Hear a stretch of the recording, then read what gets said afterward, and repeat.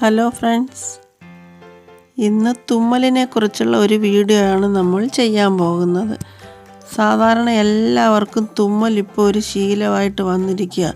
പൊടിപടലങ്ങൾ, തീക്ഷ്ണമായ എന്തെങ്കിലും വസ്തുക്കളെല്ലാം മൂക്കിൽ തട്ടിയാൽ ഉടനെ അത് തലച്ചോറിന് സന്ദേശം കൊടുക്കും, നമ്മളത് തുമ്മലായിട്ട് വെളിയിൽ വരും.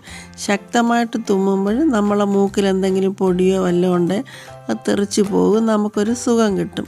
അതിനുള്ള 4 ടിപ്സാണ് ഞാൻ ഇന്നിവിടെ പറയാൻ പോകുന്നത്.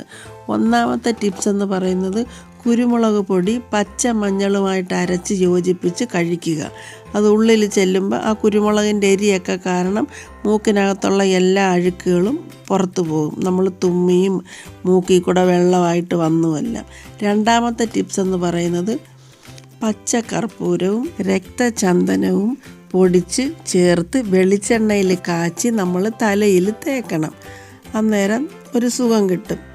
മൂന്നാമത്തെ ടിപ്സ് എന്ന് പറയുന്നത് കരിനൊച്ചി, അതിൻ്റെ നീരെടുക്കണം. ഇലയുടെ നീരെടുത്ത് സമം വെളിച്ചെണ്ണ, എത്ര കരിനൊച്ചി ഇലയുടെ നീരെടുക്കുന്നോ, ഇപ്പോൾ 1 കപ്പ് കരിനൊച്ചി ഇല നീരെടുത്താൽ നമ്മൾ 1 കപ്പ് വെളിച്ചെണ്ണ ഒഴിച്ച് നല്ലതുപോലെ അതിലെ വെള്ളമെല്ലാം വറ്റിച്ച് അതെടുത്തൊരു കുപ്പിയിൽ വെച്ച് തലയിൽ തേക്കണം. അത് കുഞ്ഞുങ്ങൾക്കായാലും വലിയവർക്കായാലും എല്ലാവർക്കും ഇതും നല്ലതാണ്.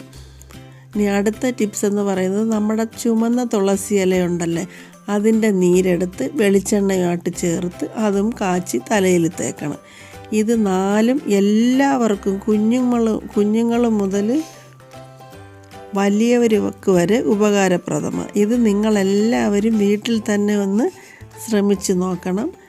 വീഡിയോ ഇഷ്ടമായെന്ന് വിചാരിക്കുന്നു. വീഡിയോ ഇഷ്ടമായാൽ ഷെയർ ചെയ്യുക, ലൈക്ക് ചെയ്യുക, സബ്സ്ക്രൈബ് ചെയ്യുക. അടുത്ത വീഡിയോയുമായി കാണും വരെ എല്ലാവർക്കും നന്ദി.